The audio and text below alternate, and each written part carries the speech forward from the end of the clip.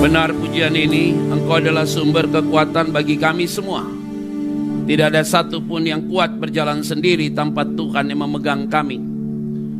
Karena kami bukan hidup karena diri kami sendiri, tapi karena di Yesus yang hidup di dalam diriku. Sehingga kami kuat sampai hari ini. Maka semua kami yang hadir di dalam ruangan ini, kami butuh kebenaran firman Tuhan itu menguatkan kami, memberikan pencerahan, memotivasi kami, mengubah cara pandang kami, melihat apa yang Tuhan ingin kami kerjakan. Karena itu Tuhan kuduskan semua kami di dalam ruangan ini, termasuk hamba-Mu. Dan kami tidak mengizinkan kuasa lain atau roh lain yang coba mengganggu pikiran perasaan kami. Kami buang itu dalam nama Yesus. Karena kami punya Tuhan yang hebat. Roh yang ada dalam diri kami lebih besar daripada dunia ini. Berbicaralah bagi kami Tuhan, bukan hanya semua yang mendengar diberkati, tetapi hamba-Mu juga yang menyampaikan diberkati Tuhan. Maka semua ujung dari pelayanan ini, dari kemarin sampai dengan malam ini, semua untuk hormat dan kemuliaan bagi nama Tuhan. Di dalam nama Tuhan Kristus, kami berdoa dan mengucap syukur. Semua diberkati Tuhan. Bersama saya katakan, amin. Berikan tepuk tangan yang meriah buat Tuhan Yesus.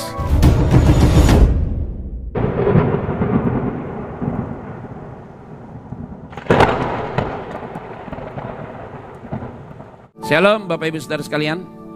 Apa kabar semuanya? Hari ini kita mau berbicara tentang satu bagian firman Tuhan, yaitu chosen sacrifice. Yaitu memilih untuk masuk dalam sebuah penderitaan. Kadang-kala dalam hidup ini harus begitu juga ya kelihatannya. Karena kalau kita lihat dalam topik-topik besar kita dalam Desember ini kan to God be the glory gitu loh. Jadi gak semata-mata selalu kontennya positif, to God be the glory. Tapi terkadang dalam konten yang negatif itu pun juga to God be the glory. Karena kita kan semua ada dalam satu pegangan tangan Tuhan. Kita itu bukan di luar, tapi kita ada di dalam Tuhan. Itu yang membuat kita setiap saat kalau ada air mata, to God be the glory. Bisa tertawa, to God be the glory. Dipromosikan, to God be the glory. Di-grounded, to God be the glory. Ada berkat melimpah, to God be the glory. Ada berkat yang mengalami kekurangan, to God be the glory. Karena kan semuanya di dalam satu koridor Tuhan. Nah ini yang menjadi menarik bagi kita. Minggu pertama itu jelas khotbahnya. Membedakan antara kita dengan Tuhan. Saudara dan saya kita same, posisinya sama. Terbatas. Tuhan tidak terbatas. Jadi kita udah tahu nih, kita udah tahu posisi kita masing-masing. Nah karena di minggu pertama kita udah tahu posisi kita masing-masing, maka antara saya dan saudara tidak ada ruang yang menjadi seorang hakim. Maka tidak boleh ada ruang judging di antara satu dan yang lain. Saya tidak bisa menilai saudara. Kapasitas spiritualmu seperti apa, begitu juga saudara tidak bisa menilai saya. Kapasitas spiritual saya seperti apa. Yang ukur parameternya adalah saudara. Saya hanya menghimbau, mengajarkan, menuntun. Tapi yang mengambil keputusan saudara, take it or leave it. Mau ambil oke, nggak mau ambil ya udah, gitu loh. Itu bicara tentang unlimited versus limited. Tapi kalau Tuhan yang bertindak, yang unlimited itu, yang tidak terbatas itu, nah saudara nggak bisa buat apa-apa. Bukan kayak robot, tapi saudara nggak bisa buat apa-apa. Kalau karena dia yang bertindak, kan dia kan unlimited tanpa batas. Nah kalau dia yang tanpa batas itu bekerja buat saudara, udah manut aja kita. Kayak benar-benar kayak ya udah dipegang-pegang aja begitu, dijaga-jaga aja. Nah itu yang membuat kita sampai tak berdaya. Kita nyaris tidak punya kekuatan. Nyaris kita tidak ada ruang argumentasi. Nyaris kita tidak ada ruang justification, pembenaran. Nyaris kita tidak ada ruang bentuk apapun yang mempersalahkan Tuhan. Makanya Ayub itu sampai dengan akhir di dalam kitab Ayub pasal 42, dia bilang ini, selama ini sih aku dengar engkau, selama ini aku hanya dengar tentang engkau sih. Tapi hari ini aku lihat tentang engkau, kata Ayub. Setelah Dia kena borok, setelah hartanya habis, serta anaknya mati semua gitu loh. Ayub bilang, selama ini saya hanya dengar kamu aja sih, tapi hari ini aku tahu tentang kamu, aku melihat kamu. Saya bisa lihat perbuatan Tuhan. Makanya Ayub bilang, aku tahu bahwa tidak ada rencana Tuhan yang gagal. Itu keren tuh. Itu sebagai summary dari sebuah perjalanan Ayub yang Ayub harus lewati dari pasal 1 sampai dengan pasal 42. Begitu juga dengan Yusuf. Ketika dijual oleh saudara-saudara ke suku Kedar, masuk dalam sumur, dilempar ke sumur, dituduh berzina oleh seorang tante Potifar, dimasukin ke dalam penjara. Range 13 tahun loh, dia lewati sebuah suffering. Chosen kan? Chosen dia, chosen sacrifice. Jadi benar-benar dia lewati proses itu tuh, karena dia dapat mimpi, visi dari Tuhan kan di usia 17 tahun. Sampai akhirnya dia memegang peranan penting sampai usia 30 tahun tuh, 30 tahun tuh area of suffering. Iya kan? Dilempar ke sumur, dijual ke suku Kedar, seharga-harga motor tuh. Dituduh berzina, masuk ke penjara, sampai masuk di Mesir, baru sampai di Mesir, orang penting dia. Dia kontrol logistik, karena kesusahan besar. Semua harus minta izin sama Yusuf, untuk supaya dapat gandum kan. Yusuf tuh jago banget, itu betul wisdom. Kan itu proses. Jadi manusia itu memang, terkadang kita tidak mau masuk dalam sebuah pergumulan atau penderitaan itu, tapi Tuhan terkadang izinkan kita, tanda kutip, double quote, dipaksa masuk. Nah waktu dipaksa masuk itu, komplain awal-awal, gak suka kenapa sih gue, gitu ya. Tapi pas masuk, wah keren loh, kayak kita ada dalam satu dunia fantasi, gitu. Nonton gitu loh, keren. Like a movie tapi real, waduh keren banget ya. Kan ada satu fase dalam hidup kita begitu. Ada sesuatu yang kita worry, ada segala macam, kita merasa takut. Tapi ketika kita masuk dalam fase itu, kayaknya biasa aja begitu loh. Itu cara Tuhan tuh bekerja luar biasa. Nah makanya kemarin kita bicara tentang limited dan unlimited itu untuk tahu diri sih kita. Jadi siapa kita ini kita tahu. Yang kedua kita bahas tentang siapa, tokoh siapa, gembala, good messengers, bagus ya. Bagaimana kamu bisa mendamaikan orang satu dengan orang yang satu? Ya dimulai dengan sederhana. Jangan jadi pendamai kalau belum pernah berdamai dengan diri sendiri. Damai dulu dengan diri sendiri, bisa damaiin orang lain. Tapi yang paling utama fundamentalnya, damai dulu dengan Tuhan secara vertikal, baru damai dengan diri sendiri, horizontalnya damai dengan orang-orang di sekitar kita. Gitu ya. Maka itu penting menjadi good messengers. Nah, kalau saya tidak bisa berdamai dengan diri saya belum berdamai dengan Tuhan. Bagaimana saya bisa bicara tentang shalom? Bagaimana saya bicara tentang peace? Bagaimana saya bicara tentang good relationship? Bagaimana saya bicara tentang recovery? Bagaimana saya bicara tentang healing? Kalau saya tidak merasakan itu, nothing lah itu. Itu hanya ya udah lip service doang. Nah kira-kira kita harus ngalami Tuhan. Namanya itu yang experiential spiritual namanya. Pengalaman manis dengan Tuhan. Hari-hari terus mengalami. Itu yang kedua. Yang ketiga kita bicara apa? Menarik kan? Memberikan yang terbaik buat Tuhan. Contohnya siapa? Orang Majus kan? Ya kan? Dia dapat sign. Sensitif dia, peka. Oh ini dari Tuhan. Oh dia kayak dia ngedirect gitu loh. Hebat, diberikan hikmat oleh Tuhan. Akhirnya dia memberikan yang terbaik dari yang baik. Bukan memberikan yang terbaik dari yang tidak baik. Dia memberikan yang terbaik buat Tuhan. Nah apa itu artinya? Kalau kita sudah menerima sesuatu yang baik dari Tuhan, kita lebih gila lagi buat Tuhan. Gitu lah. Napas hidup, kurang apa? Pasangan hidup, anak. Belum punya anak Pak, iya tapi kesehatan Tuhan kasih. Promosi Tuhan berikan. Nah hari ini kita mau bicara tentang apa itu? Chosen. Bicara tentang chosen sacrifice. Jadi bagaimana memilih untuk menderita. Kan sederhana aja. Ngapain sih Yesus datang ke dunia? Pikir baik-baik ya. Ngapain Yesus datang ke dunia? Maka saya selalu pernah ngomong begini. Nggak mungkin ada Bethlehem kalau tidak ada Taman Eden. Harus ada Taman Eden. Makanya ada Bethlehem. Kalau nggak ada kesalahan di Taman Eden, nggak perlu ada Bethlehem. Apalagi Getsemani. Apalagi Golgota, apalagi gereja ini. Karena ada masalah di Taman Eden. Taman Eden apa? Pertama kali manusia jatuh dalam dosa. Itulah titik puncak. Pernah saya khotbahkan minggu yang 1 tahun yang lalu tentang Christmas Eve di tempat ini. Yaitu apa? Bethlehem rasa Getsemani. Ya. Jadi jangan pikir Bethlehem muncul tanpa ada sebuah histori. Ada. Yaitu apa? Taman Eden.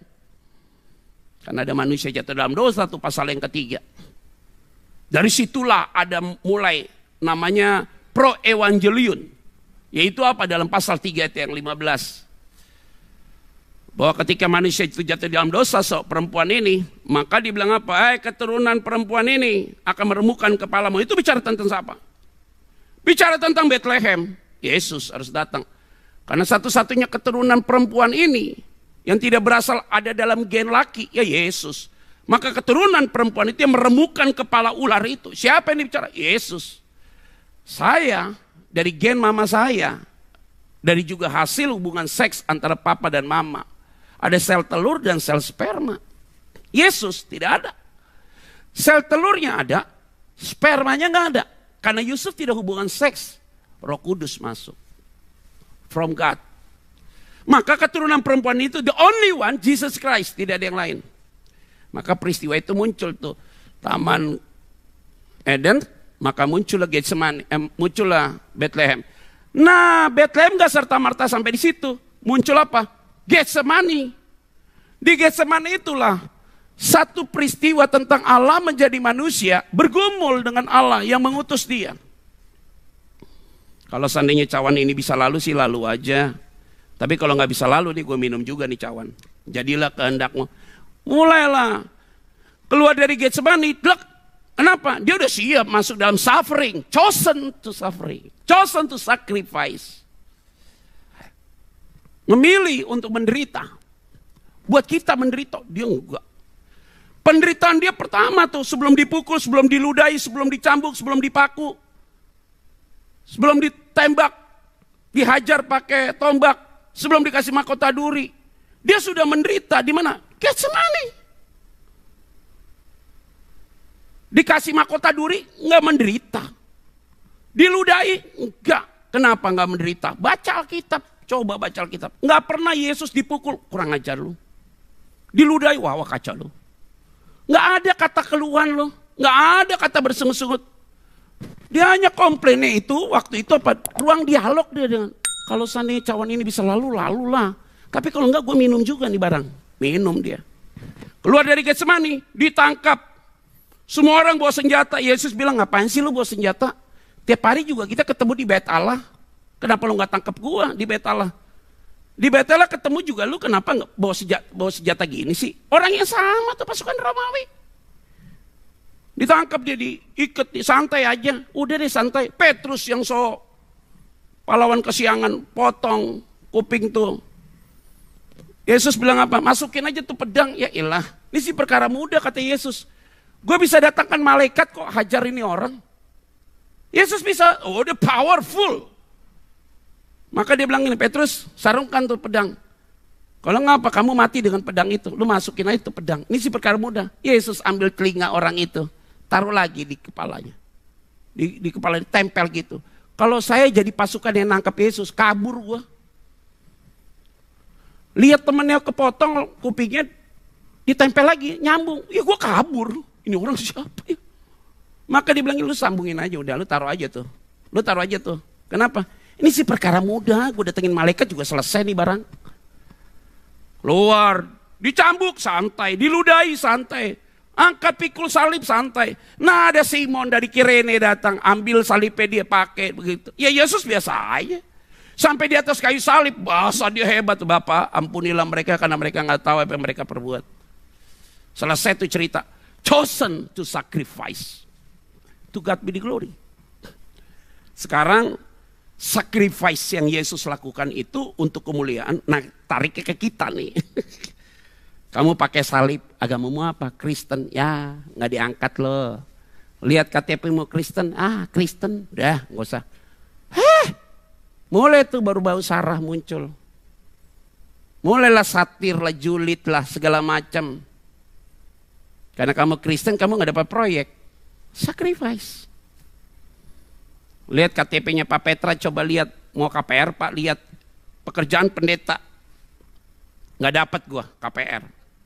Dia bilang nggak ada duit ya. Lalu ditanya pendeta gajinya berapa? Unlimited. Tanpa batas dan selalu ada. Loh iya Pak, Bu. Kalau jadi pendeta, nih lihat pendeta. Jadi kita pas lihat tunjukin KTP orang pendeta, mukanya langsung berubah dia. Begitu, sacrifice. Jadi orang Kristen begitu, sacrifice. Nah, kita menikmati nih semua kebaikan-kebaikan Tuhan. Loh kalau saudara hanya difitnah, diomongin, ya ilah, it's a little bit lah. Small thing. Ya ilah baru diomongin doang baper gitu. Itu small thing. Ditusuk dari belakang, dilipat dari belakang, dia ambil cuannya, dia begini. It's small thing. It's not a big thing. Yang serius itu apa? Dihempaskan, dibuang, dimarginalkan, dipenjarakan, dikecilkan, diasingkan, tidak dianggap, dibuang, ditutup. Itu serius, Baru. Saya pernah mengalami, Pak, Bu. Orang tuh taruh pisau di depan meja. Lu keluar dari daerah ini, kalau nggak lu mati. Pisau taruh di situ. Kalau lu masih melayani tempat ini, lu nggak bisa keluar dari kampung ini, mati lu. Iya, udah ngalamin kayak begitu. Chosen to sacrifice. Ya kalau hanya melayani doang diomongin orang, melayani doang digesek-gesek, melayani orang aja diinjek-injek. Yesus bilang, you doulos Petra, huteu, bukan doulos hu anthropu. Kamu itu hambanya Tuhan, bukan hambanya manusia. You doulos huteu, bukan doulos hu anthropu, bukan. Kalau kamu hambanya Tuhan, diinjek manusia, you diangkat Tuhan. Ada amin gak nih? Ini kayaknya selesai dengar gini pada mau sacrifice. Baru kita masuk tentang Yusuf. Nah Yusuf ini menarik saudara. Dia punya tunangan namanya Maria. Maria sudah diomongin duluan oleh malaikat. Saya udah khotbahkan tentang Maria juga. Kapan waktu ulang tahun nikah lagi. Natal Wise pertama kali di awal bulan Desember. Saya udah ngomong tuh tentang Maria. Pak Bu, tiap tahun saya khotbahin 4 tokoh ini lu terus. Maria, Yusuf, orang Majus, gembala. Tiap tahun. Tiap tahun berkatnya beda-beda. Hebatnya Alkitab. Angle-nya tuh bisa beda loh. Dapatnya tuh bisa beda loh. Makin dihotbahkan, angle-nya masih beda. Itu Tuhan tuh dahsyat. Nah hari ini kita mau bicara tentang Yusuf. Matius 1 ayat 18 sampai 25.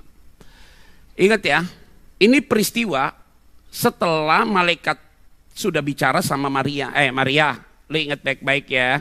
Lu akan mengandung seorang anak laki-laki dan dia akan dinamakan Yesus. Maria bilang, bagaimana mungkin gue punya anak kalau gue ini belum bersuami. Saya ini kan perawan, masih belum bersuami. Nanti Roh Kudus akan hinggap buat kamu. Mana mungkin sih? Saya nggak mungkin, tahu nggak? Malaikat ngomong apa? Kamu tahu saudaramu Elizabeth? Iya. Ini adalah bulan di mana dia mandul, tapi dia hamil. Oh ya, iya. Malaikat ngomong apa? Nothing is impossible. Tidak ada yang mustahil bagi Tuhan. Kamu mandul, Elizabeth mandul, bagi Tuhan tidak ada yang mustahil.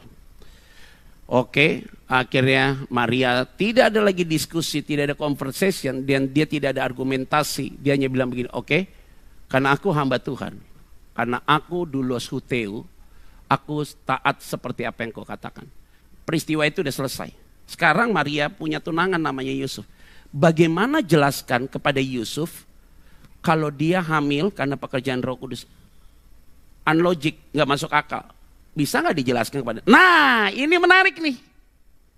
Sesuatu yang nggak masuk akal, terus kemudian dia harus speak up dengan Yusuf tunangannya. Bagaimana menjelaskannya? Kira-kira ketika dia mau ngomong bagaimana? Sorry nih gue pengen ngomong nih. Gue hamil nih karena Roh Kudus. Yusuf bisa ngomong, Roh Kudus itu siapa? Dia bisa pikir baik-baik ya. Karena dia tidak mampu menjelaskannya, maka dia silent. Jadi dia terima itu beban, tapi di satu sisi dia tidak tahu way out-nya bagaimana. Saudara dan saya kita begitu. You nggak bisa ngomong dengan pasanganmu, kamu nggak bisa ngomong dengan papamu, kamu nggak bisa ngomong dengan anakmu, kamu tidak bisa ngomong sama suamimu, kamu tidak bisa ngomong sama istrimu, kamu tidak bisa ngomong sama kopengmu, saudaramu, sahabatmu, rekan bisnismu. You nggak bisa speak up. Karena kalau gua ngomong pasti ribut, kalau gua ngomong pasti pecah, kalau gua ngomong pasti negatif, gua ngomong pasti belah nih. Bagaimana menjelaskan kepada dia supaya dia bisa ngerti apa yang aku rasa? Sacrifice. Dan butuh waktu. Dan waktu Tuhan itu konsisten. Dalam waktu Tuhan yang konsisten itu harus ada obey, ketaatan. Maka semua yang hadir dalam ruangan ini, setelah dengar firman ini, saya yakin pulang dari tempat ini, imanmu makin kuat dalam Tuhan.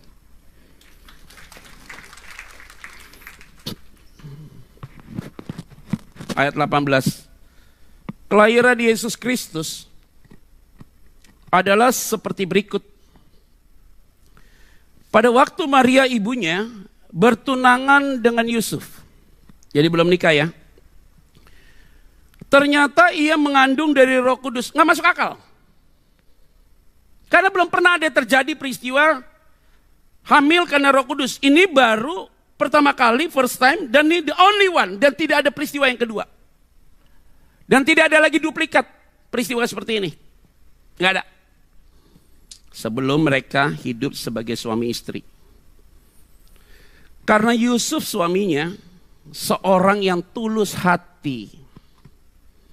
Dan tidak mau mencemarkan, kalimatnya begini ya, terjemahan yang lain nih. Karena Yusuf calon suaminya, belum suaminya lah. Terjemahan yang lain nih.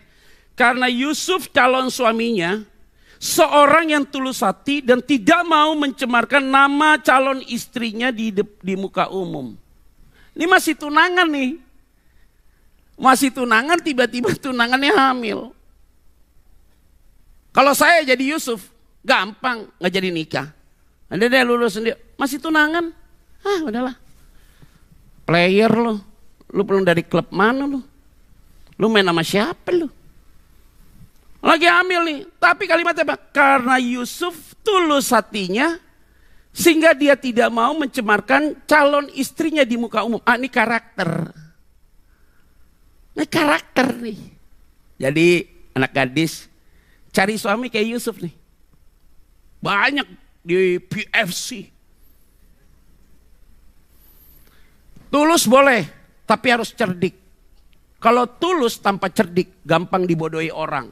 Cerdik seperti ular, tulus seperti merpati, jangan dipisahkan. Kalau hanya tulus saja nggak cerdik, gampang dibodohi orang. Tapi kalau hanya cerdik seperti ular, tidak tulus, ini nih orang licik. Tapi kalau dia cerdik seperti ular, plus tulus seperti merpati, sama dengan wisdom and understanding. Dan itu orang itu adalah jemaat yang datang hari ini. Ya, semua jemaat saya ngomong gitu tadi. Sama aja. Iya kan, begitu. Hebat ya, ini karakter ya. Dia tulus, belajar untuk konsisten dengan keputusan yang dia ambil, bahwa Maria ini tunangannya, yang Tuhan sudah taruh cinta itu dalam hatinya buat dia, tapi dia lihat tunangannya ini hamil. Tapi dia tidak mau mencemarkan calon istrinya ini di depan muka umum. Ini keren nih orang. Belum nikah aja udah punya karakter seperti ini. Kita nih semua yang ada dalam ruangan ini nih, udah berkeluarga ya semuanya. Ya, jangan diomong-omongin dong. Pasangan kita keluar, ya. Nggak usah dicerita-ceritain ke orang lain. Kalau masih pacaran, udah ngomong tuh, pacaran. Makanya masih muda-muda saya lihat muka masih banyak yang seger nih. Di sini masih yang datang dengan pacarnya. Yang saya lihat senang masih ada datang sama pacarnya. Pacaran tuh pakai logika 90% ya. 10% pakai hati. Kalau pacaran itu logikanya 40%, pakai hatinya 60%, jadi bucin lo. Jadi budak cinta ntar. Udah lihat pacarmu itu posesif, negative thinking, overthinking, gak menghargai your parents. Jelekin parents lu terus. Kamu mau kasih berkat ke parents, dia bilang, ngapain lu urus orang tua gua? Tapi karena saudara cinta banget sama dia, you tutup itu semua. Oh bodoh, lu putusin tuh orang model kayak gitu. Ngapain nyusahin? Tapi kalau udah nikah, saya kasih tahu, 90% pakai hati, 10% pakai logika. Bangun tidur istri atau suami, bau. Enak. Ya, lagi nikah enak-enak bangun tidur, dia buang angin, tutup ini kenapa nih? Terus kita mau tiup, tiba-tiba mau tutup hidung, jangan tutup. Katanya lu cinta gue, ya cinta nggak ngirup kali. Ya iyalah. Suami istri pak. Saudara yang kalau masih cengar-cengir, itu masih pacaran. Coba yang udah berkeluarga, bener juga ya. Itu jawaban. Lihat istri makin gendut lah pas segala macam. Syukur. Saya sama Yola istri. Nikah 17 tahun Imam. Ntar lagi 18. Udah tahu gaya gue kayak apa dia. Udah tahu bau gue kayak apa. Ini namanya suami istri bos. Suami istri, lu ngapain gitu. Makanya waktu pacaran itu pakai ini. Kalau udah nikah pakai ini. Yang ini diturunin tipis. Ini dibalik-balik. Pacaran pakai ini kekencengan, nikah pakai ini, divorce lo. Oh lu kenapa pas nikah ya? Kok dia ngelawan gue ya? Kok pas nikah kenapa dia begitu sama gue? Mana lu? Mana? Kenapa dia begitu ya? Kenapa dia begitu ya? Kenapa dia begitu ya? Kenapa dia begitu ya? Kok dia begitu sih ngomongnya sama gue? Kok dia begitu ya? Kok dia begitu sih? Istri juga ngomong, kok gitu sih laki gue? Kenapa waktu pacaran dia begitu kamu bilang ini? Iya sayang gak apa-apa. Terus kamu datang ke pendeta, aku yakin pak suamiku kalau udah menikah bertobat. Gak akan mungkin, welcome to the jungle. Makin parah bos, makin parah. Makin parah, gue kasih tahu sama lo. Makin parah, masih ada waktu untuk cancel. Ya kalau saudara ragu-ragu yuk change lah. Masih bisa berdoa sama Tuhan. Lebih baik sakit hati sekarang Pak. Daripada nanti kalau udah menikah gak bisa lagi diobati. Lebih baik DP hotel semua gedung yang udah habis 300 juta lebih baik buang, anggaplah uang sekolah tuh. Buang aja tuh ke laut tuh barang. Daripada lu nikah sama dia, habis makan perasaan, makan hati, udah gemuk, makin lama lu lo mau begitu ya, iyalah susah banget hidup begitu berumah tangga bos. Sama jaga main perasaan, lihat gitu. Ya tulus nih. Yusuf ini udah punya karakter yang kuat. Dia gak mau mencemarkan. Calon istrinya dia gak mau cemarkan. Pilihan ini. Akhirnya Yusuf itu pilih Maria dengan begitu banyak konsekuensi logis. Apapun yang terjadi gue terima. Tapi masalahnya Yusuf pasti ada di pikiran dia traveling tuh. Yang ngambilin dia siapa ya? Pastilah. Pasti bedanya dia gak mau ngomong. Dia takut sakiti hati Maria. Ini laki luar biasa kayak gue.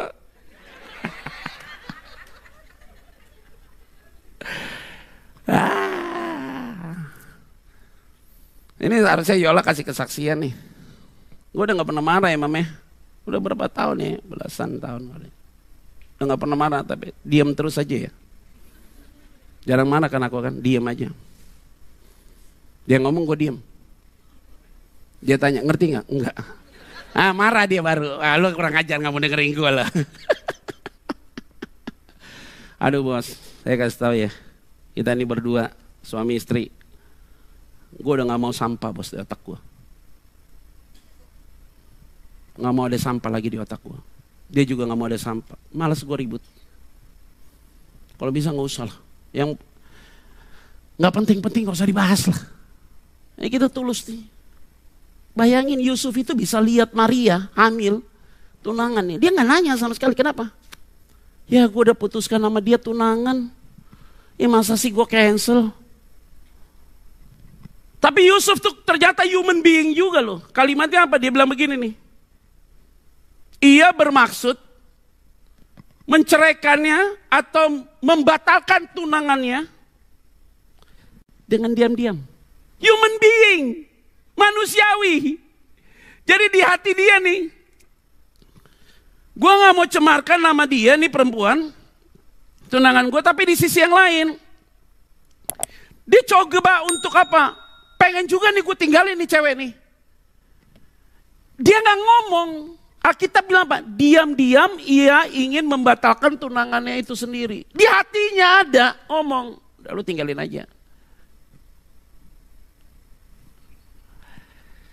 Muncul logis sih, itu logis. Ayat 20. Tetapi ketika ia mempertimbangkan maksud itu,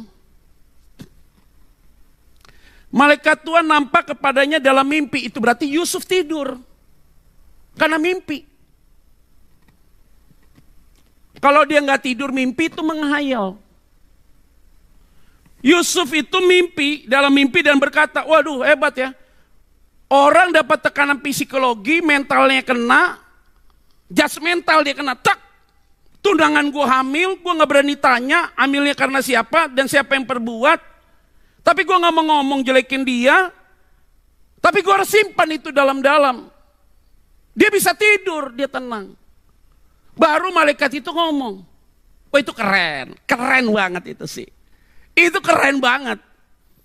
Pentingnya juga kita me time. Pentingnya juga kita diam diri. Pentingnya juga kita sejuk ambil waktu khusus dengan Tuhan. Biar Tuhan yang sendiri yang speak up sama kamu. Biar Tuhan sendiri yang memberikan jalan keluar buat saudara. Biarkan Tuhan sendiri yang selalu bicara kepada hatimu dengan begitu tajam dan jelas. Dan itu hanya bisa waktu diam. Biarkan Tuhan yang bicara. Lewat apa? Firman. Lewat apa? Bisa mimpi. Lewat siapa? Obrolan dengan sesama. Lewat siapa? Teman pergaulan. Lewat siapa? Sensitivitas di area sosial kita. Dan Tuhan banyak cara untuk bicara tentang kita, tentang itu. Itu keren. Selalu tuh, ya ini kita alami. Dalam hidup saudara dan saya selama kurang lebih hampir 12 bulan ini. Apa kalimatnya? Yusuf, Koba, anak Daud, apa artinya? Kalau hanya Yusuf aja, nobody. Anak Daud jadi somebody.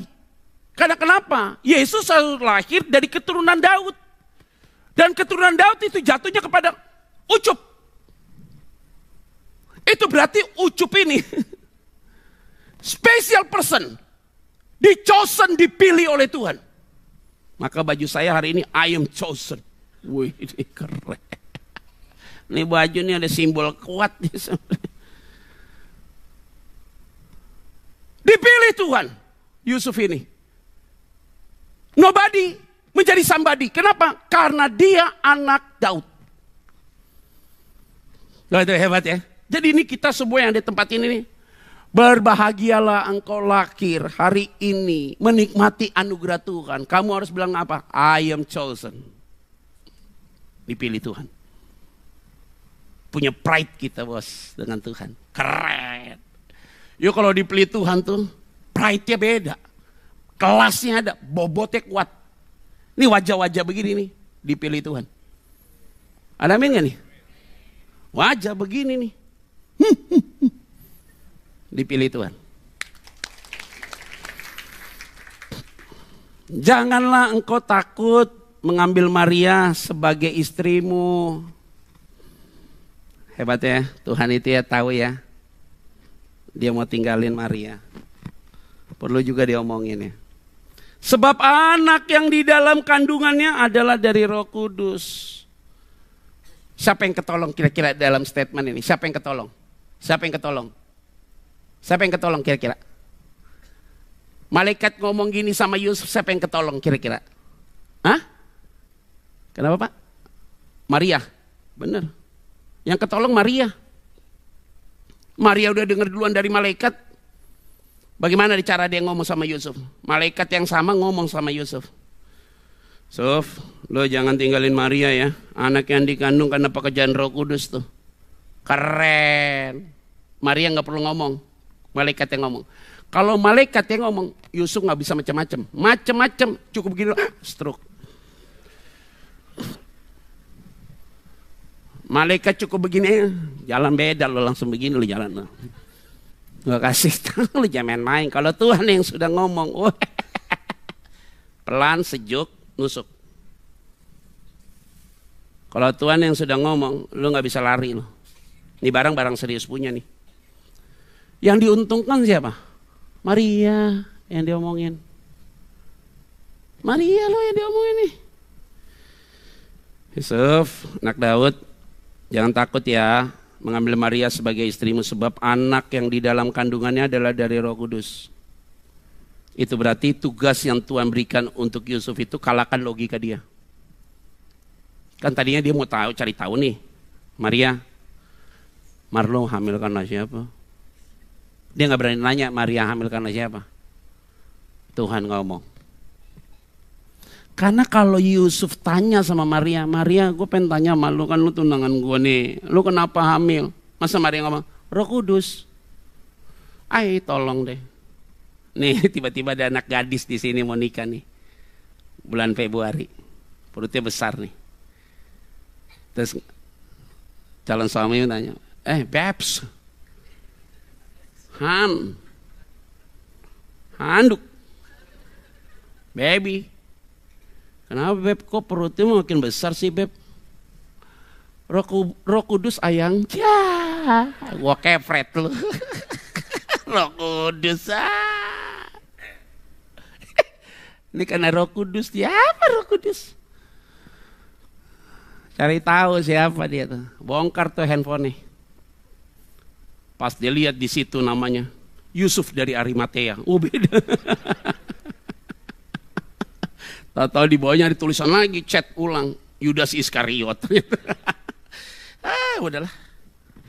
Baru dituliskan tuh pernyataan-pernyataan. Jadi Yusuf tuh tidur tuh dalam mimpi itu ada cerita berseri. 21, 22, 23 seri semua tuh ceritanya. Dalam mimpi itu. Ia akan melahirkan anak laki-laki, dikasih tahu kelaminnya. Dan engkau akan menamakan dia Yesus. Kamu gak boleh kasih nama. Itu yang kasih nama dari malaikat, namanya Yesus. Yesus itu artinya Yosua. Yosua itu artinya yang menyelamatkan. Karena dialah yang akan menyelamatkan umatnya dari dosa mereka. Wah, tugas visi misinya bukan untuk dia, bukan untuk Maria, tapi untuk siapa? Untuk seluruh umat manusia. Wah, keren ya, keren ya. Untuk menyelesaikan apa? Taman Eden. Supaya ada apa? Bethlehem. Supaya ujungnya kemana? Getsemani. Terakhir klimaksnya mana? Golgota. Nanti bangkitnya mana? Yerusalem. Jadilah gereja ini, Pioneer of Faith Church. Ya saudara ada di tempat ini. Itu menyelamatkan dari dosa mereka. Hal itu terjadi supaya genaplah yang difirmankan Tuhan oleh Nabi. Nabi siapa? Yesaya. Nanti saudara baca Yesaya pasal 40, 45 kalau kurang salah. Sesungguhnya anak darah itu akan mengandung.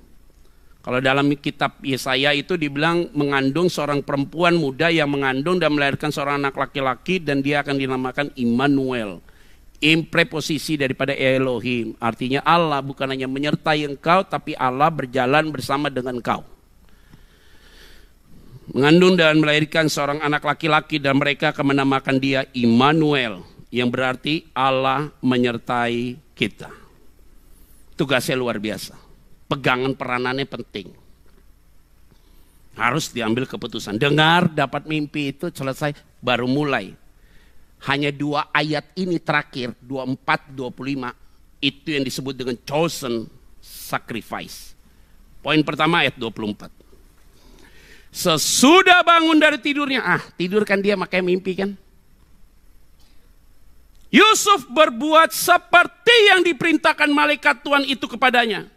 Tidak ada komplain, tidak ada argumentasi, tidak ada conversation antara Yusuf dan malaikat. Ia mengambil Maria bukan sebagai calon istrinya, tapi ia mengambil Maria. Bentuknya adalah past continuous, yaitu apa? Ia mengambil Maria sebagai istrinya. Wah, ini strong. Keputusan, decision yang tepat, decide-nya tepat. Ia mengambil Maria sebagai istrinya setelah bangun dari tidurnya. Mengambil Maria. Dia berani pikul salib. Chosen sacrifice. Pikul salib. Wow, gila, keren banget nih laki begini nih. Dia datang ke Maria, dia bilang apa? Aku mau ambil kamu sebagai istriku. Itu berani ambil keputusan kayak gitu. Saya kasih tahu ya Pak, Bu. Nggak ada ayat yang lain yang menjelaskan kalau Yusuf itu dapat konfirmasi dari malaikat diomongin sama Maria. Nggak ada. Nggak ada tuh Yusuf bangun tidur gini. Maria sini deh. Gue tahu lu hamil karena Roh Kudus kan. Laki-laki lu anak kita. Namanya Yesus. Enggak loh. Dia pede banget. Kenapa dia yakin itu mimpi dari Tuhan? Kenapa? Relationship-nya dengan Tuhan bagus. Bondingnya sama Tuhan jelas. Dia itu punya mingle dengan Tuhan kuat. Kalau orang punya hubungan melekat dengan Tuhan, dia tahu setiap tun atau kalimat yang keluar yang dia dengar, ini dari Tuhan.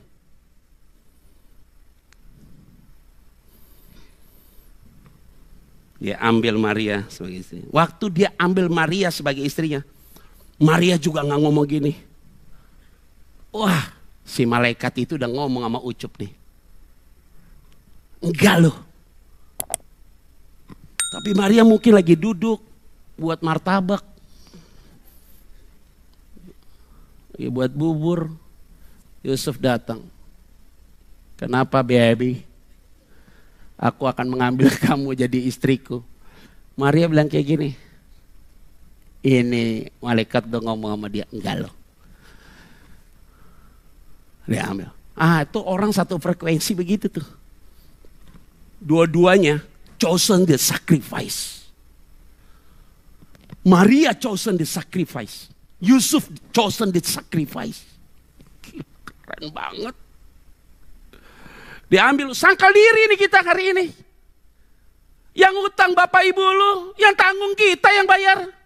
Kok kamu yang punya utang, kamu yang tanggung. Adekmu punya utang, kamu yang tanggung. Anaknya punya utang, bapaknya yang tanggung. Anak yang buat salah, bapaknya yang harus tanggung malunya. Sacrifice, pikul salib. Gak gampang loh. Nih tanggung nih. Pikul tuh salib. Maka Yesus bilang apa? Mau ikut saya kamu? Pernah Yesus bilang begini. Ayo semua follow me. Siapa yang ikut aku, rumah jadi bagus. Diberikan villa, gak pernah sakit. Hidup diberkati. Gak ada yang pernah ngomongin. Yesus bilang. Aku gak janji. Langit selalu cerah. Tapi kalau kamu mau ikut aku, kata Yesus. Kamu mau ikut aku. Burung punya sangkar, binatang punya kandang. Anak manusia tidak punya tempat untuk meletakkan kepala. Mau ikut aku? Pikul salib, sangkal diri. Chosen to sacrifice, suffering. Wah enaknya jadi pendeta kayak Pak Petra. Hidupnya dicukupi. Tunggu dulu. Jangan dilihatnya sekarang dong. Lihat dulu berdarah-berdarahnya 14-an tahun, Bu.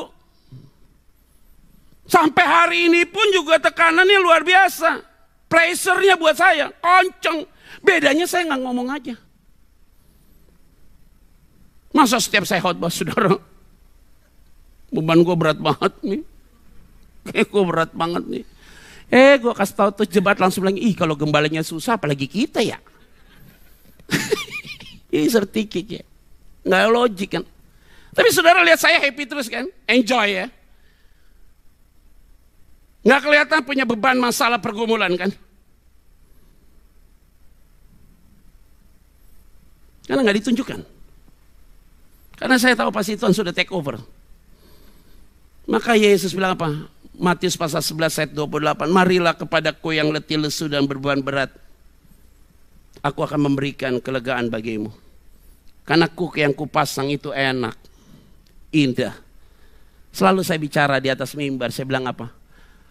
Kalau memang beban itu Tuhan di pundak aku terlalu berat, it's okay kalau Tuhan gak mau ambil ini beban. Tambah bebannya juga gak apa-apa, 2 kilo berat sudah. Tapi kalau Tuhan mau buat jadi 10 kilo, taruh 10 kilo, gak apa-apa. Tapi Tuhan tolong jawab doa saya, apa itu? Kuatin pundak gue supaya gue tanggung berapa ratus kilo pun. Tanpa gue pinjam pundak orang. Chosen to sacrifice.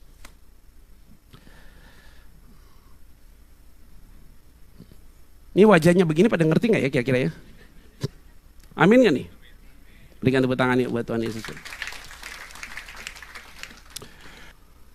Salib Pak Bu. Itu pilihan kita Pak Bu. Pasangan hidup kita. Anak kita keluar semua. Itu pilihan. Salib. Salib. Telan tuh salib. Tapi salib itu ada suffering. Tapi ujungnya ada kemerdekaan. Amin gak nih? Tuhan itu datang sebagai manusia. Diambil keputusan untuk apa? Menderita. Supaya kamu yang berdosa menjadi tidak berdosa karena dia. Dan dia yang tadinya tidak berdosa menjadi berdosa karena saudara dan saya. Wih keren saudara. Maka dia bilang di atas kayu salib, tetelestai. Sudah selesai. Lunas semua. Hari ini semua yang ada dalam ruangan ini hidup di dalam berkat ya Tuhan. Ayat 25 terakhir. Mental kan kena ya. Mentalnya kena nih. Tapi dia bangkit ya. Maria happy. Yusuf happy. Yusuf dewasa banget. Dia ambil berbuat seperti apa yang malaikat sampaikan. Dia ambil Maria. Maria sini sayang. Perutmu gede sekali. Aku mau kamu jadi istriku. Keren. Maria lihat Yusuf lihat begitu. Pasti di hati dia gini. Gua gak salah pilih punya laki kayak dia. Pasti tuh. Ayo Maria sini sayang. Ayo. Martabak. Tarik itu. Maria pasti. Laki gue. Keren. Ada segitu ya. Waduh itu keren banget nih. Ini suami istri kayak begini ini bagus banget. Amin ya. Kurang kuat ya Pak, Bu. Amin ya Pak, Bu. Oke. Ada yang datang sama pasangannya gak? Bilang dong sampingnya, gue bangga punya laki kayak lo. Gue bangga punya istri. Coba gue pengen denger. Gue pengen lihat. Bangga gue punya istri kayak lo. Ayo coba ngomong, ayo ngomong. Ayo ngomong cepet. Gue nonton di sini. Tolong dong kameranya, videoin semua, masukin ke YouTube. Ayo coba ngomong, gue bangga punya istri kayak lo. Yoki lu ngomong sama bini lu coba, bangga. Dia ngomong-ngomong, lu ngomong juga dong lo bilang. Pas ngomong, gue bangga punya laki kayak lo. Gue setengah bangga sama lu. Semua bangga ya punya pasangan hidup hari ini ya. Amin ya. Yola tuh beberapa kali pingsan, segala macam. Kan Yola nggak pernah tahu. Tuh pingsan, udah ngorok, mata udah mau kebalik. Ya Yola pernah rasa gitu. Pernah saya speak up sama anak-anak saya. Tolong mama lagi pingsan, enggak. Melahirkan Karlista mau mati, jantungnya berhenti. Jatuh di kamar, blek. 2 kali, 3 kali masa pandemi. Tiba-tiba hilang. Ngorok, mata kebalik. Sering segitu dia. Udah 3 kali begitu. 3 kali nih. Terus gue bilang dia salib. Enggak. Udah bukan salib lagi dia. Bubur ayam kacang hijau. Udah menikmati bos. Mental gue udah kuat. Baru pergi ke Jepang kita. Anniversary berdua nih. Ke Osaka berdua sama dia. Enak-enak siang pegang pah. Kapan kita nih mau makan apa tuh mah? Apa tuh mah? Teppanyaki. Udah daftar di tempatnya enak nih teppanyaki di Osaka. Udah list nomor 1 Petra Yola. Udah kasih nomor 1 nih antrian nih enak banget katanya orang ngantri terus kan biasanya kalau kita makan yang ngantri enak kan ya. Kadang nggak enak Pak. Udah tulis nama di situ. Kita tinggal tunggu setengah jam 1 jam lagi lah. Tiba-tiba tangan dia mulai dingin siang. Masih lama ya Pak? Iya. Mukanya udah berubah. Nih kacau nih gue nih. Mungkin dia berubah nih, Pak, ini masih lama nggak Pak? Kita hotel dari sini deket nih, kenapa ini orang nih? Tiba-tiba asik Pak, gue mau pingsan nih, pingsan. Gitu loh, bisa gitu loh dia.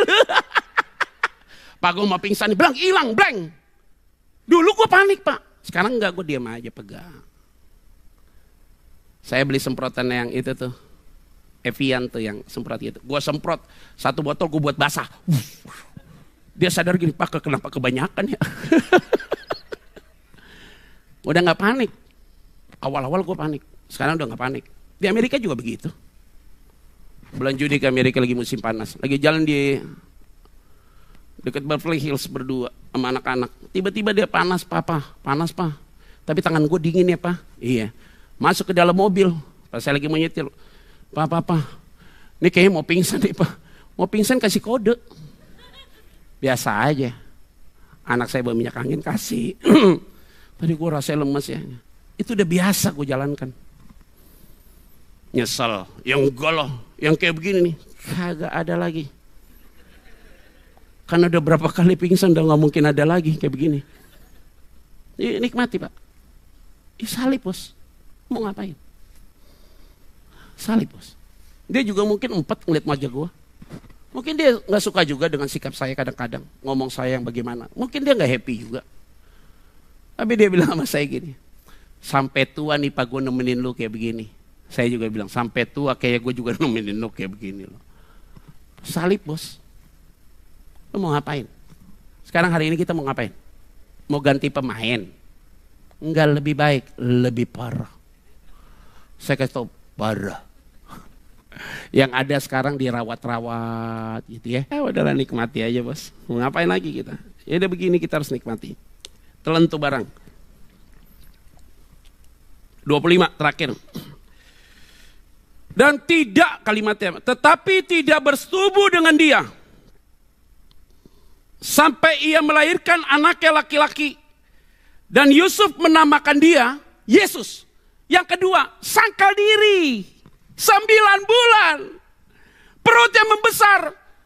Laki itu punya libido. Udah jadi istri, gue gak bisa sentuh. Nafsunya bagaimana? Lihat Maria, cantik. Dia gak mau cemari sedikit pun. Dia tidak akan lakukan hubungan seks. Ada hasrat, ada. Dimatikan oleh Tuhan. Sangkal diri itu baru namanya. Sangkal diri. Istrimu sakit. Gak bisa lakukan layaknya suami istri. Lu jangan jajan bos. Telan tuh barang. Suamimu sudah tidak bisa melakukan lagi. Sebagai istri, jangan liar kamu. Telan tuh barang. Suamimu udah gak bisa kerja lagi menghasilkan. Kamu sebagai istri bisa kerja. Kasih makan tuh suamimu dan kasih makan tuh anakmu. Telan itu barang. Sangkal diri itu barang. Istrimu sebagai ibu rumah tangga nyaris dia tidak bisa buat apa-apa lagi buat keluargamu. Sayang dia, gendong terus dia. Kasih makan dia, kasih makan anak-anakmu. Telan itu semua. Sangkal diri loh. Kita ngomong begini nih fakta Pak. Ya udah, sekian dan terima kasih. Udah selesai. Tuhan Yesus berkati saudara semua ya. Chosen to sacrifice. Yuk nikmati kebaikan Tuhan. Ada 5 kesimpulan. Selesai itu kita closing. 5 kesimpulan yuk. 1, klik. Tidak pernah Tuhan salah memilih kita untuk menerima beban hidup yang harus kita terima. Nggak pernah salah lah dia. Setiap pengorbanan yang kita lakukan tidak didasari atas dasar keterpaksaan. Ya benar. Memilih untuk berkorban adalah panggilan khusus dari Tuhan. Untuk kita jalankan dengan setia. Benar ya. Pengorbanan yang kita terima dan jalankan atas kehendak Tuhan selalu mendatangkan kedamaian. 5. Tujuan dari sebuah pengorbanan yaitu ya Tuhan ditinggikan dan dimuliakan. Dan saya yakin dan percaya ibu bapak saudara sekalian pulang dari tempat ini sukacita Allah selalu menyertai. Terakhir saya mau katakan, to God be the glory. Segala kemuliaan hanya bagi Tuhan. Tuhan Yesus memberkati kita semua. Shalom. Tuhan.